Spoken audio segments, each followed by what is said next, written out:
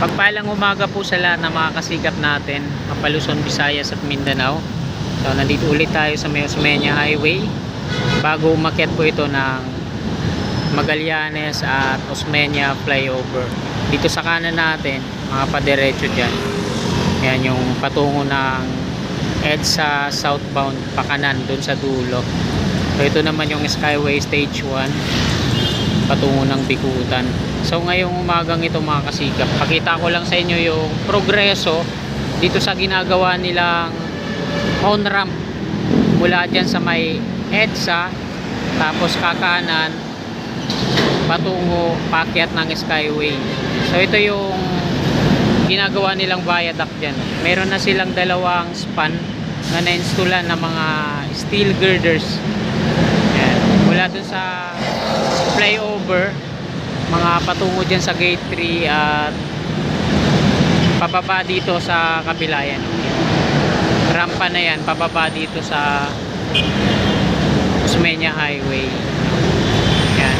So dyan siya nakakonect mga kasigap, yung on ramp na to. Dyan siya nakakonect sa pababang rampa naman na to mula EDSA southbound patungo dito sa Osmeña, ayun, sa Tawid. So dyan siya nakakonect. So meron na siyang dalawang span na na-installan ng mga steel girders. Ayan. Yung nando doon. Tapos ito naman yung isang span. Hanggang dito na siya. Oh.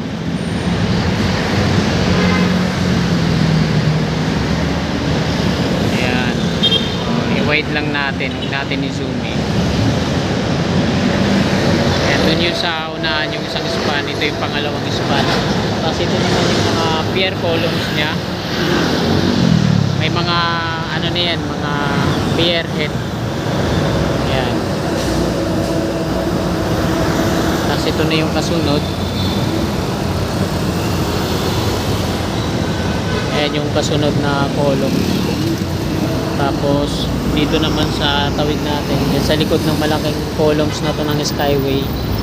Tapos ayan, diretso na yan patungo doon mga kasikap. On ramp yan patungo doon sa Skyway Stage 3.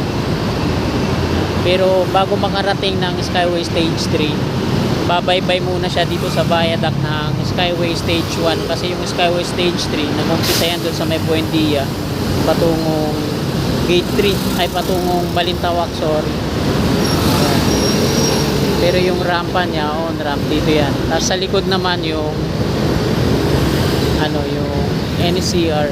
Ayan yung mga columns na nakatakip ng lona, parang apartment patungo dito.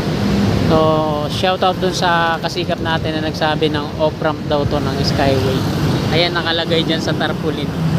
So ayan, nakalagay siya dyan sa tarpaulin na yan. Ayan o, basahin nyo na lang po. On ramp to Skyway Stage 3. Ayan yung contractor. First Balfour yung gumagawa. Para malaman din naman yan. No? Ayan na yung construction dyan. Saya sana kung makakakuha tayo dito na kung lumilipad sana yung drone. No? Kaso dahil nga malapit sa Skyway to, hindi siya lumilipad dito sa part na to.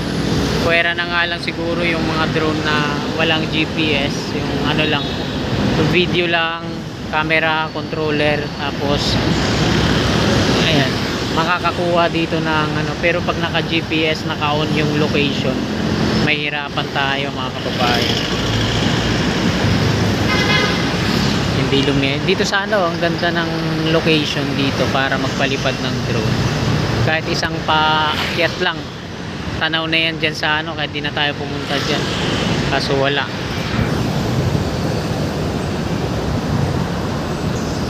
Yun sa mga, may mga napapanood ako dito na mga kuha dyan sa loob. Yung nakapwesto dyan sa mga condominium na yan.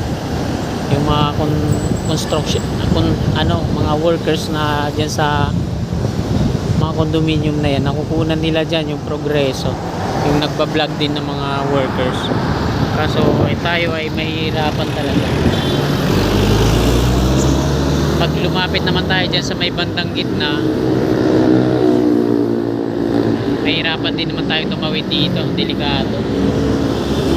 At ayan mga kasigap, hanggang dito na lang tong video na to. Maraming salamat po, magandang umaga, God bless.